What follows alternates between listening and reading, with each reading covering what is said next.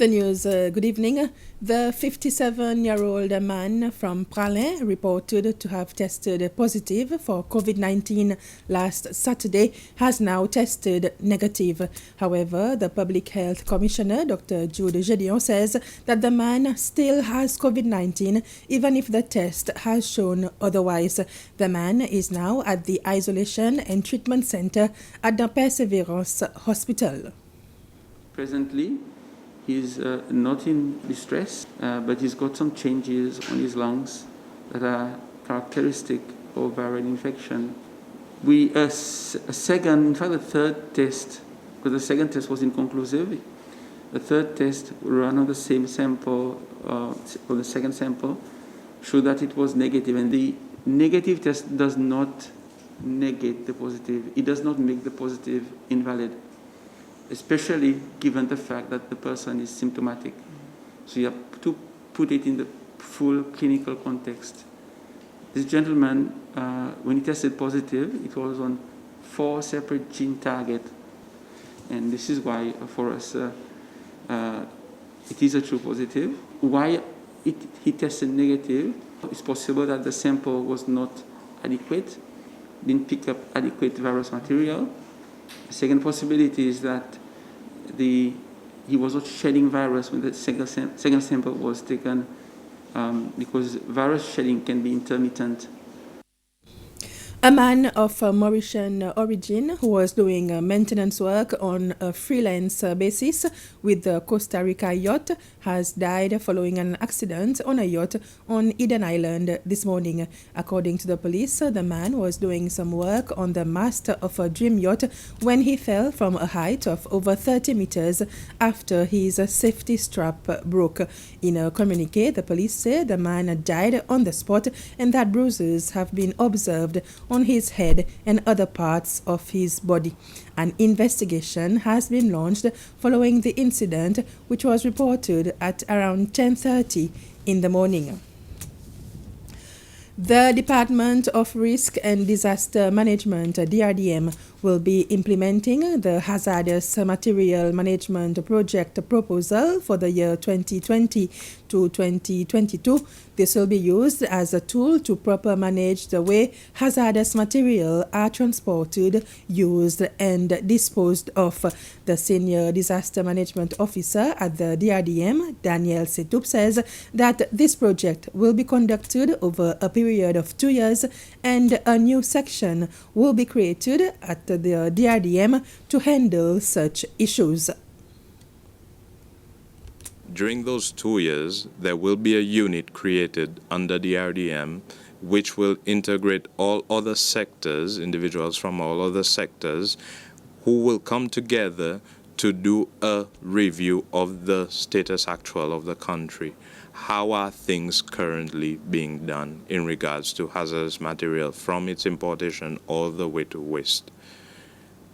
And finally, they will use this result to look at the legal framework and how these issues come about and do a complete review of the legal framework.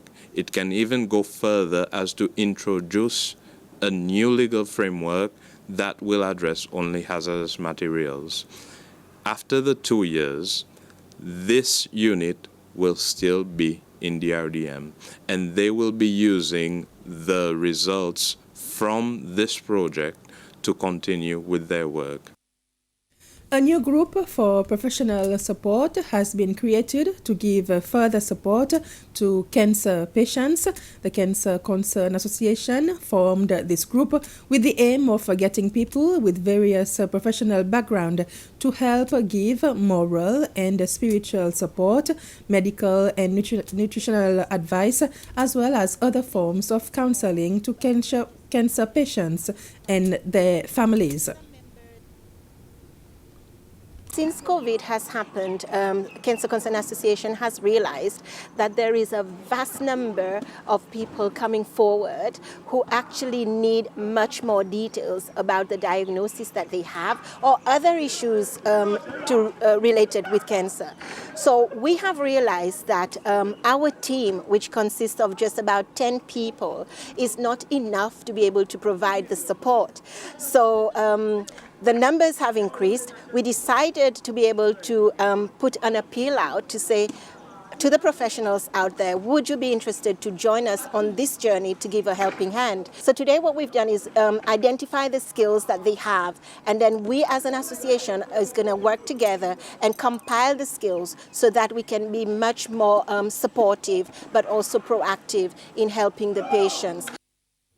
A second group of Sri Lankan citizens has returned to their country on board a Sri Lankan Airlines repatriation flight this morning. These are the 175 workers whom their work permit have expired and will not be renewed. The airline's station manager, Frankie Etimie, says that the flight was organized by the government of Sri Lanka in collaboration with the Sri Lankan High Commissioner in Seychelles. He says that there are still a few Sri Lankans with expired work permits staying in Seychelles, and for now it is not clear if there will be another flight.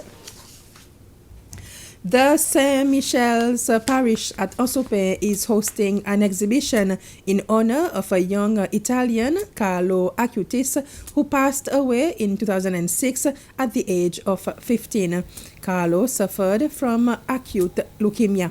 During his short lifetime, he researched and documented over 150 Eucharist miracles, which dates back as far as 300 or the 4th century in Egypt. Carlo is admired for his love and devotion to the Holy Eucharist, along with other charitable deeds. It has been a while since the St. Michel's Parish has been promoting Carlo, and a special mass animated by young kids was organized in his memory yesterday. Well, we've had this exhibition because Carlo Acutis died in 2006, very young. He was only 15 years old. And his life is really an example for the youth, but even for the adults, through his love for faith, his love for the church, his love for Christ, his love for evangelization. And although he had a very short life, but his life was really rich and centered on faith and a devotion to Christ and his church. Well, I think it will encourage other young adolescents to follow the same path, which means early in life to discover the light of faith, the joy of faith, the serenity of faith, and the richness of faith. And that's it for this news summary. Thanks for watching.